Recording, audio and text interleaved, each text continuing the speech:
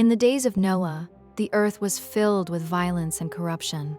God warned Noah of a great flood, urging him to build an ark. As the rains poured, the world was submerged, but Noah's faith kept him afloat. This ancient tale mirrors volcanic eruptions, where the earth's fury reshapes landscapes, yet life finds a way to endure. Just as Noah's ark emerged from the waters, new lands rise from volcanic ashes, reminding us of resilience and renewal. Embrace the lessons of patience and preparation, for even in chaos, there is hope.